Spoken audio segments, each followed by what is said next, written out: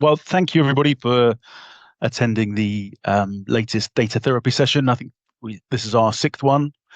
We keep running them monthly through the year, being a really nice way just to connect with people, share some of our thoughts and insights. There's kind of data lens, and also a good opportunity to ask questions around the data and see if there's any recurring issues or you want to share anything. Really happy to take that. We keep these sessions super tight, so it's 15 minutes. We'll be finished at the top of the hour with a bit of time for questions. If you do have any questions, so please put them into the chat and to the conversation part, and we will endeavour to answer those. So what we did last month, which worked out really well, was did a reflection on the Business Travel Show Europe, which was in July. To keep the theme going, wanted to do a bit of a review. Adam and I were both at GBTA Convention in Chicago last week, and we wanted to take a bit of an opportunity to share some of the things that we saw, some of the findings, some of the reflections on the event, with a particular focus on data, of course. And I'm going to cover the first bit, looking at some of the research that comes out on the back of the show, and Adam's going to talk a bit around the educational side, what we saw, some themes there. So kicking off, inevitably at these shows, there's a good opportunity to take a pulse of the industry a little bit. And the first thing I noticed was on the educational side, there were far fewer educational sessions than previous years. But a couple of bits that came out to me was that it seemed to be a bit more of an emphasis on more kind of senior buyers, or more kind of around program strategy rather than introduction to travel, which seems to be parts of the themes before. So, well, that's kind of a good indication of listening to the audience. I think they said about 25% of the people who had been were brand new to the event, which obviously means the vast majority are recurring attendees. So that's a nice focus, I thought. And Adam and I both attended some of those sessions, so we've emphasised that part a bit more. And the convention, they obviously announced the next one, so the exciting thing for all of us going to San Diego next year is certainly my favorite city in the US. Not so good news. I don't want to slander anyone from Philadelphia, but Philadelphia the year after, not quite as exciting, but I'm sure I'll see many of you there. So kicking off, I want to look at the research that came out. There's three big pieces of work that GBTA release. These are available. You can look at them on the website and download them if you're a member. But I wanted to bring out maybe my reflections of those. So one is the travel index, looking back a bit at 2026. Then the forecast piece of research, which is thinking about what 2027 through to 2030 looks like, and then some of the innovation pieces. So I'm just going to pick each of those in turn. So interestingly, for those of you who have been to GBTA before, typically this is the most well-attended session when they look at the travel index. Buyers are often really keen to do a bit of benchmarking, see what's going on in the industry. Funnily enough, they put this session on twice, and the one that I went to, there was probably only 10% of the room full, an enormous auditorium.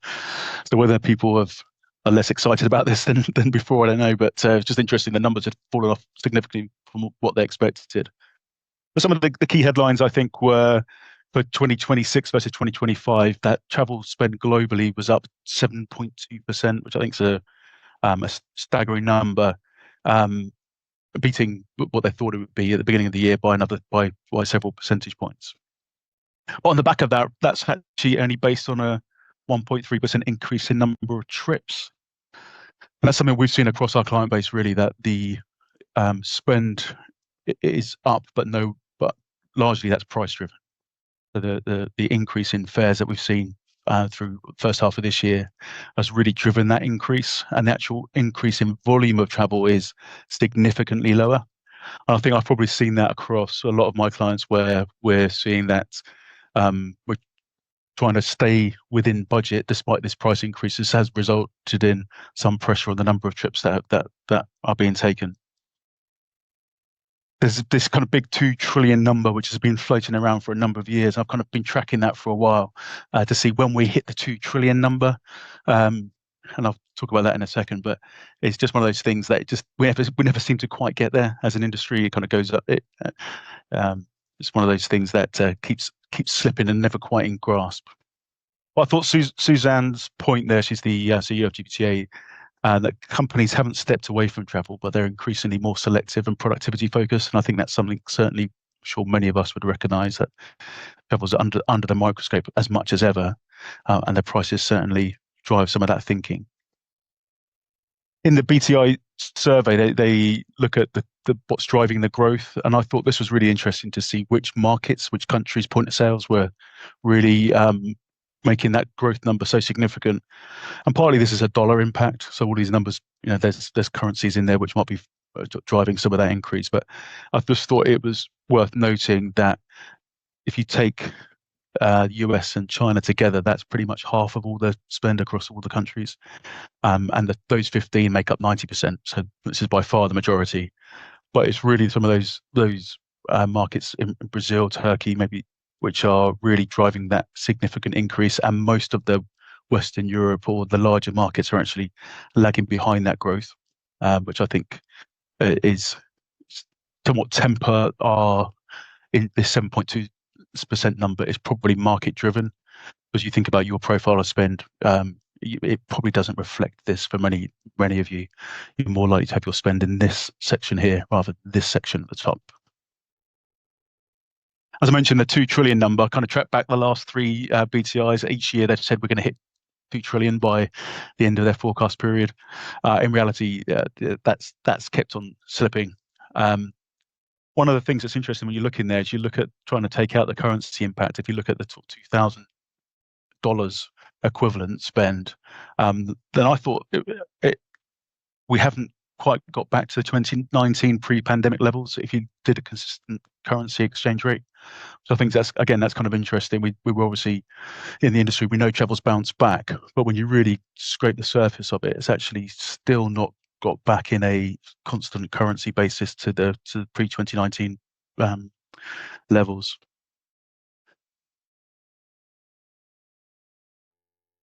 Thinking about the forecast a bit more then, so this is a separate piece of research that they do looking at forecasts. We're seeing that we're seeing that the air is quite volatile still. And I thought this was really interesting. They've said that in 2026 there was a 4.7% increase in air, and that's only forecast to rise another 1.5% through 2027. And one thing they do a good job of is probably in stable years, the forecast, or over a long period of time, the forecast is pretty good. But the reality of world events means that the short-term volatility, the forecasting actually does fluctuate significantly.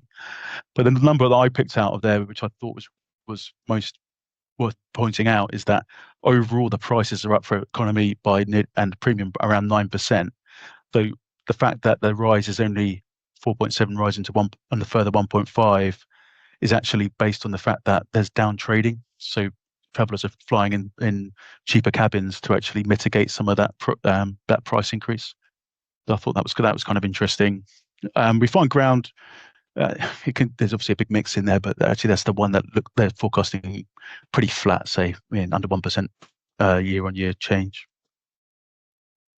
It's worth reviewing. If you've got any questions around this, I've done a bit of reading through this, so I'm happy to kind of share any further findings at another time. But they're both good pieces and worth reading. Quickly then onto the show floor. I just want to pick this thing up before handing over to Adam. Is that it just was very clear to me that AI was obviously all over the place, and Adam's going to talk about that more. But just the fact that we're moving into more of a deployment phase.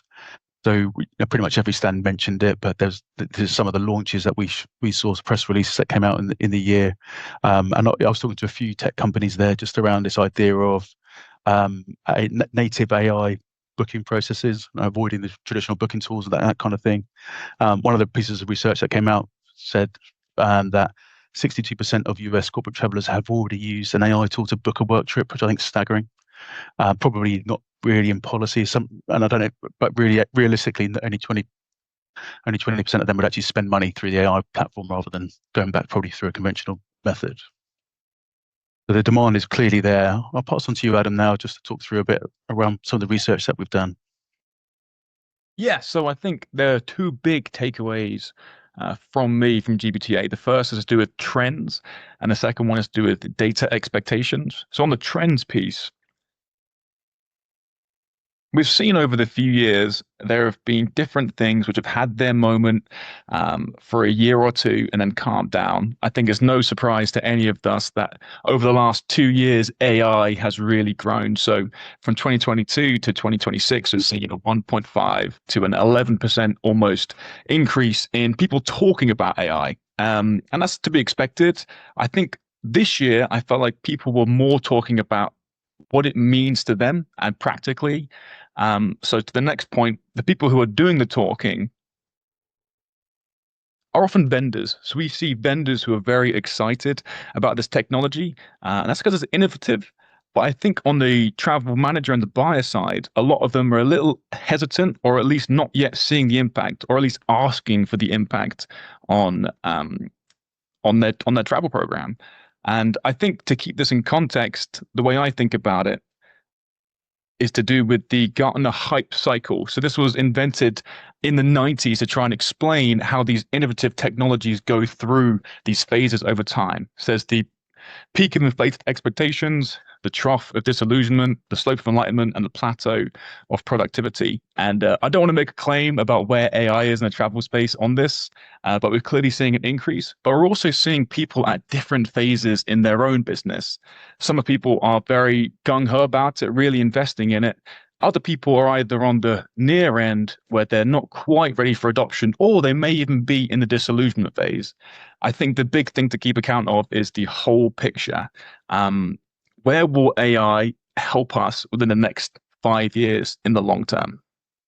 And that brings me on to my last point, which is data expectations. So I think AI allows us to create more insight. 92% of people want predictive analytics for spend forecasting, but in reality, only 12% have a consolidated view for single source. So I'm sure you guys all have a similar experience where you produce an analysis and people always ask, can we trust this? Is this something we can hang our hat on? Especially in the age of AI where things happen fast and often we're going to be asked more, and we should be asked more, can we rely upon this to make decisions? And so the big thing for people is finding data sources which are consolidated, accurate, and defensible to actually make decisions as the foundation before we put any type of dressing and garnishing on top. So those are my big takeaways. Perfect. Thanks, Adam. And a couple of minutes, we'll ask questions. I think that work we did looking at, and this was Mark Haynes' idea, so thank you, Mark, was to look at all of the different educational sessions. We'll put a few more bits of research out around that. But certainly AI was on the stage for sure. But that kind of last point for 58% of travel managers said had little or no impact on their program so far. So I think where we are on that curve, I think it's hard to predict, but I think it's being talked about a lot, and I'm very sure over the next 12 months we'll just see that go into maybe not even the most exciting ways. Maybe it's more boring than people expect, but we'll see AI really come into the fore in terms of the plumbing of processes throughout the travel programs. That's a quick run through. We'll share the slides. The research piece, we'll do some more and send some things out. I will quickly flip back to this one just to leave it on in case anyone wants to do a screenshot. But I just thought this one was particularly interesting, looking at the different themes of the GBTA.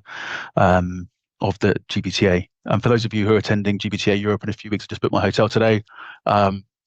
Be it even 6 months or 5 months time to see what might have changed from then. We'll do a follow up to talk about that as well come November. So thanks very much for your time today. Short and sweet as always. Look forward to catching up in the near future. Thanks very much.